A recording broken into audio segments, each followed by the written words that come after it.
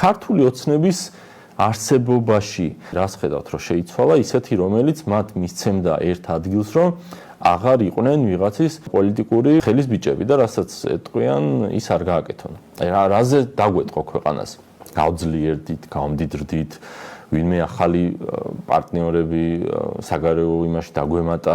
მათ შორის ევროპას რომ ესე ლანძღავს, რომ ევროპიდან რაღაცებს გვეუბნებოდნენ და გვიწევდა გაკეთება. ქვეყნის შიგნით აი ჩვეულებრივი ყოფით დონეზე ისევ იგივეს აკეთებენ. კანონებს იმავეს იღებენ, რაც ასოცირების ხელშეკრულებაში წერია, კანონი რაც ადრე მიაღებინეს, როგორც თვითონ იძახიან, არ გააუქმებიათ. ანტიდისკრიმინაციული კანონი გააუქმეს? არ გააუქმეს. უამრავი რეგულაციები, შეზღუდვები 1000 სისრულელი არაფერი არ გაუქმებიათ. ანუ საქმით ისევ არიან ვიღაცის ნათქვამზე მოსიარულეები, ხოლო სიტყვით რაღაცა რიტორიკა შეცვალეს და ვითომ რაღაც კონსერვატორული უჭირავთ. ქართული ოცნება სულ იყო ისეთი პოლიტიკური ძალა, რომელიც ყველაფერს გააკეთებდა, რაც მას ძალაუფლებაში დატოვებდა. საჭირო იყო ევროპელებთან ძმაკაცობდა.